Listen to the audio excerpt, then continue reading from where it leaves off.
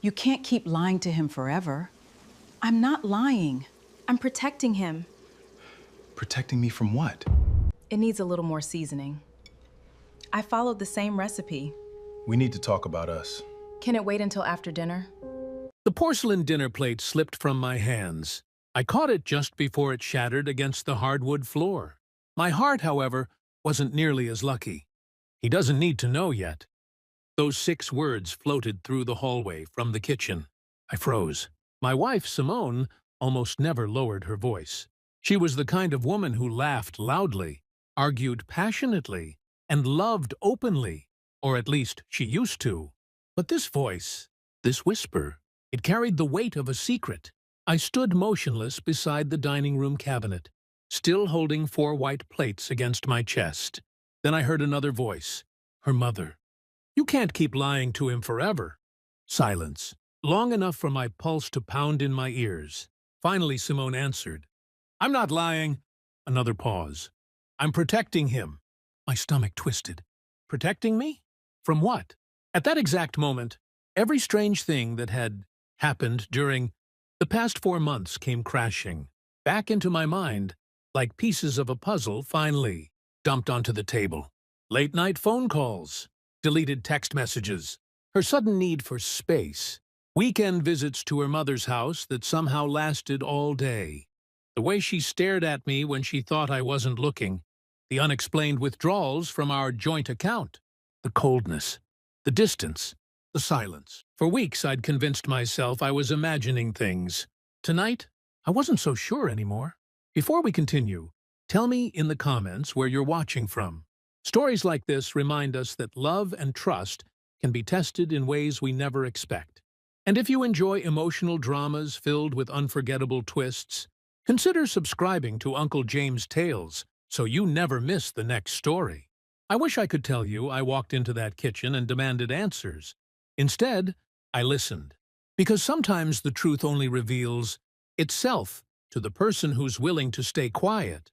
My name is Marcus Ellington. I was 43 years old, an architect, the kind who loved restoring old buildings more than designing new ones. I believed broken things deserved another chance. Maybe that's why I stayed in my marriage far longer than most people would have. Simone and I had been married for 15 years. No children. Not because we didn't want them. Life had simply been cruel. 2 miscarriages, 1 failed adoption. Years of pretending we were okay, while quietly grieving in different ways. Pain changes people. Some couples grow closer. Others slowly become strangers sharing the same address. I didn't notice when the second thing happened to us. Looking back, it wasn't one big fight. It was thousands of tiny disappointments, busy work schedules, canceled vacations, conversations replaced with television, goodnight kisses replaced by polite nods. Yet I still loved her. That was the problem. Love makes excuses long after reason has packed its bags. The previous winter, my younger brother Isaiah asked me something I'd never forgotten. "Marcus, when's the last time your wife smiled because she saw you?" I laughed it off. But later that night, I realized I couldn't remember. Simone wasn't cruel. She wasn't selfish. She simply seemed elsewhere. Sometimes she'd stare through the living room window for nearly 20 minutes without saying a word. Other times she'd leave in the middle of dinner because her mother needed help. At first I admired her loyalty. Then I started wondering why every emergency somehow happened when we finally planned time together. Her mother, Gloria Reynolds, had never liked me. Not openly. Never enough to make Simone choose sides, but enough. Enough to question every decision I made. Enough to compare me to Simone's college boyfriend whenever she thought I wasn't listening. Enough to remind everyone that I came from a working-class family while hers had standards. She never insulted me directly. She specialized in polished criticism. "You work too hard. You don't travel enough.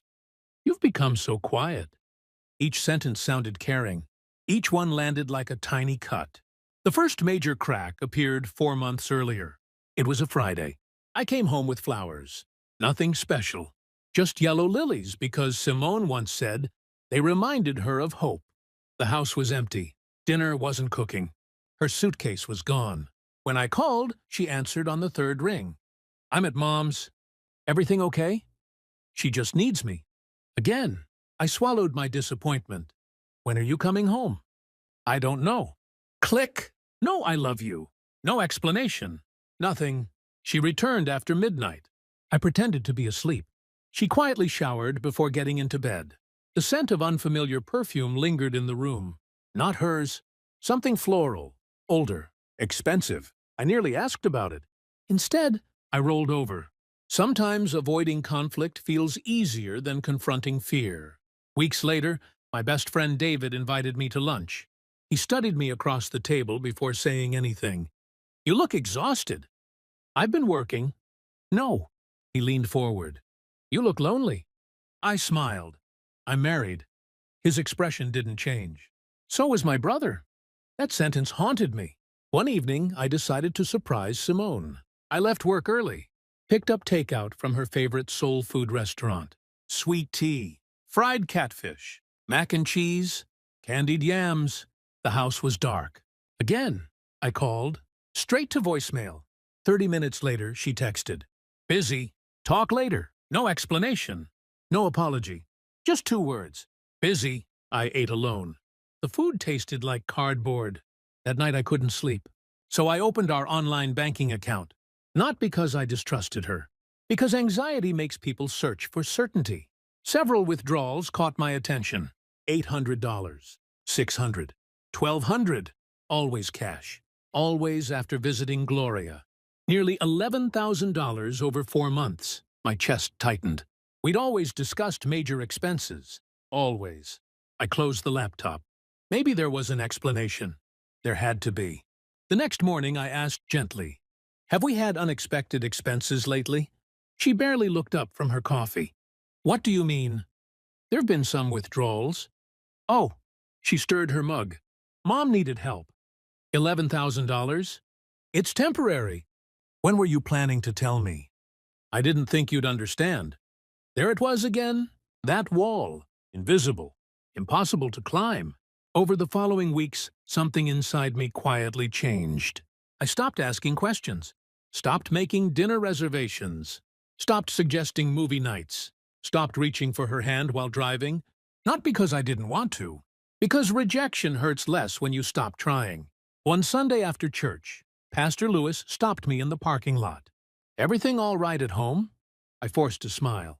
Why? You've started praying like a man who's already given up. His words followed me all afternoon. Had I? The idea of divorce entered my mind 3 weeks before everything changed. I hated myself for thinking it. Marriage wasn't supposed to be disposable, but neither was dignity. I found myself sitting alone in my office after everyone else had gone home. The divorce attorney's website glowed on my computer screen. My finger hovered over the consultation button. I couldn't do it. Not yet. 15 years deserved one final chance. Even if I already suspected I knew the answer. That chance arrived on a rainy Thursday evening. Which brings us back to where this story began. Standing in my own hallway, holding dinner plates, listening to my wife speak. With the one person who had never wanted our marriage to survive. He's already pulling away, Gloria whispered. I know. You should tell him. I can't. Why? Because if he finds out now... Simone stopped speaking. I leaned closer. My heartbeat echoed through my ribs. He'll never forgive me. Every muscle in my body locked. Never forgive her? For what? An affair? Debt? Another man? I braced myself. Instead, Gloria sighed. You've underestimated your husband. No. Simone's voice cracked. I've underestimated how much this will destroy him. Destroy me. The word settled over me like winter. The oven timer beeped. Someone moved. Chairs scraped the kitchen floor. I stepped backward before they could see me listening. Seconds later, Simone appeared carrying a serving bowl. She smiled. The same practiced smile she'd worn for months. There you are. Assembling dinner, I answered. You okay? Fine. You look pale. Long day. She searched my face. For a second, I thought she'd realized I'd heard everything. Instead, she kissed my cheek. A quick, distracted kiss. The kind people give co-workers, not husbands. Dinner was painfully ordinary. Gloria criticized the seasoning. Simone defended the recipe. I barely tasted anything. Every laugh sounded rehearsed. Every glance carried hidden meaning. When Gloria finally left, Simone immediately began washing dishes. She always washed dishes when she was nervous. I'd forgotten that. I dried a plate beside her. We need to talk. She froze for half a second. About what? Us. Her shoulders relaxed.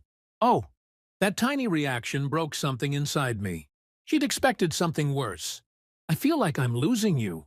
She kept washing. You're not. It doesn't feel that way. I've just been stressed. 4 months of stress? She sighed. I don't have the energy for another argument. I'm not arguing.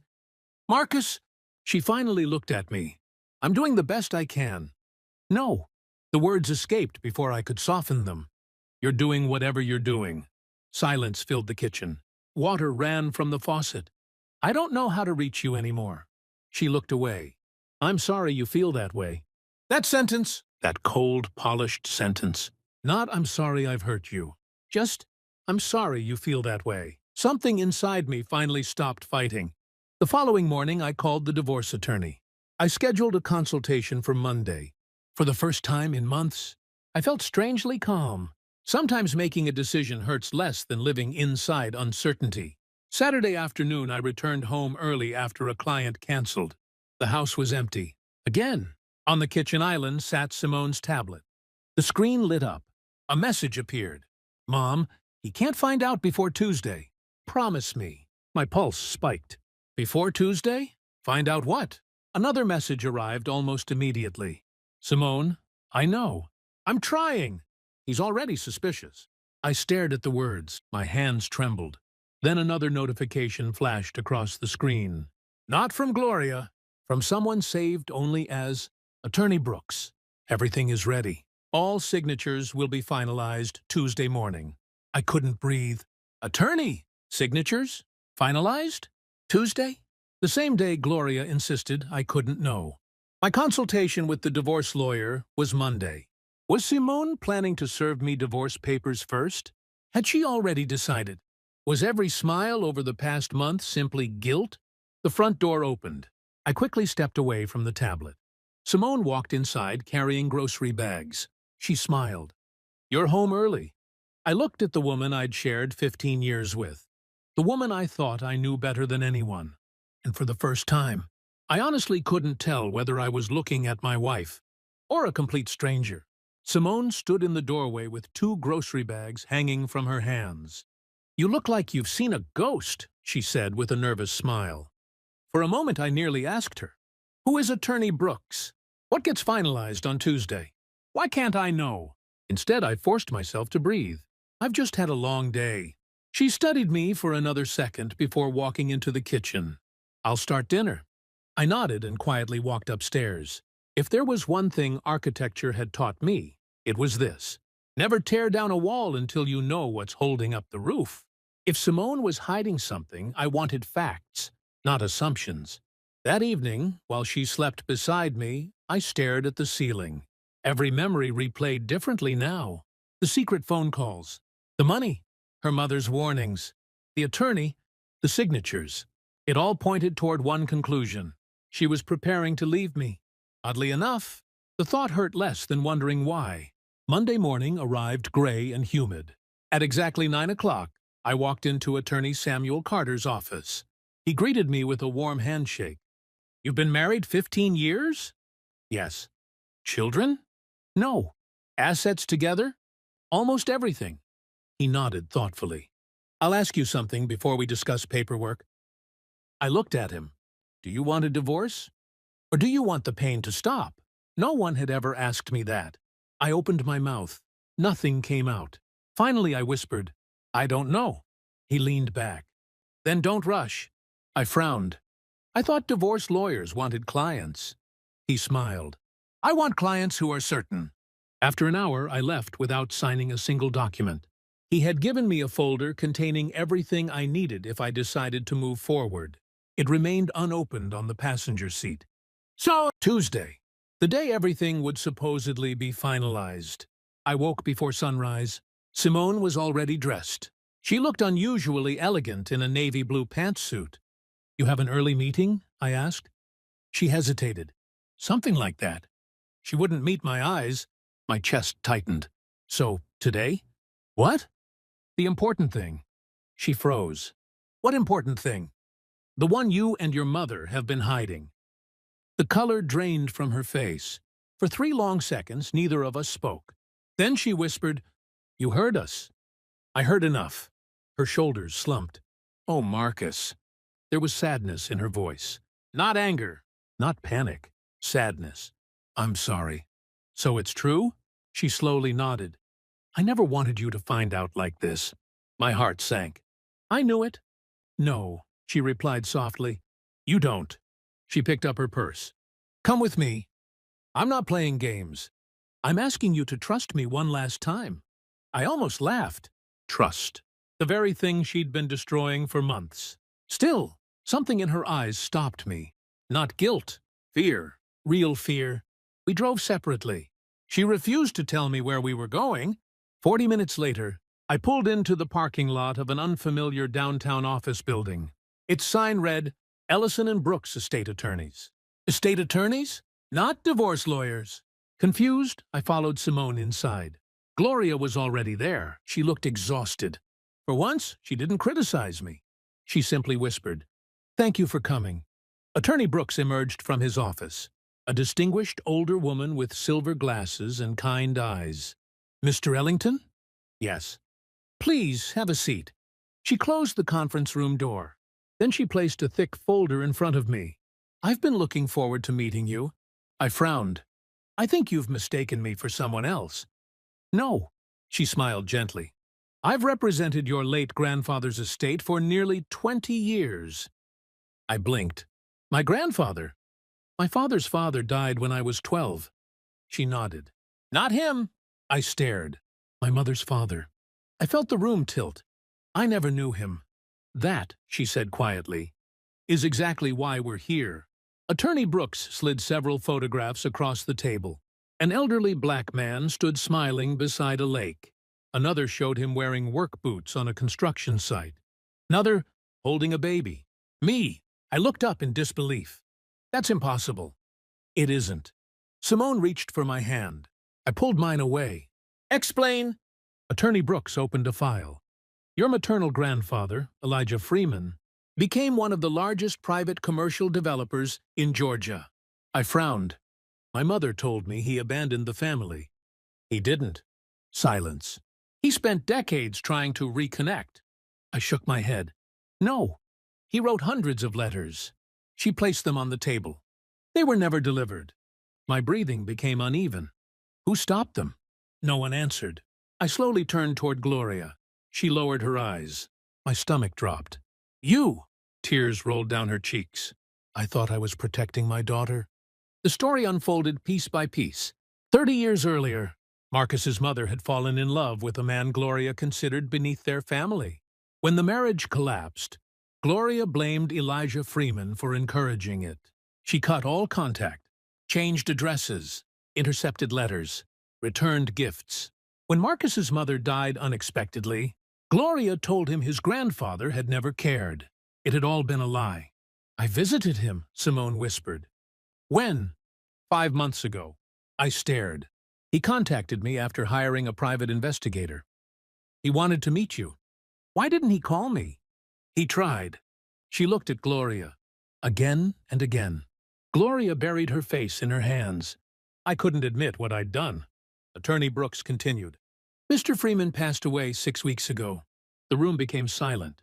"He left detailed instructions." She slid another folder toward me. "He wanted you to receive these only after his death." Inside were photographs, birthday cards, Christmas presents still unopened, letters, hundreds of letters. One began, "To my grandson Marcus, if you're reading this, then I finally ran out of time." My vision blurred. For nearly an hour, no one spoke. I simply read, letter after letter, every birthday, every graduation, every major milestone. He'd followed my life from a distance. He knew I'd become an architect. He'd proudly collected newspaper articles about my work. He'd even attended one of my public building dedications, standing anonymously in the crowd. He'd been there, and I never knew. Finally, I looked at Simone. The cash withdrawals, she nodded, were for his medical care. You paid his bills? He refused to spend money on himself. You visited him every weekend? Yes. Why hide it?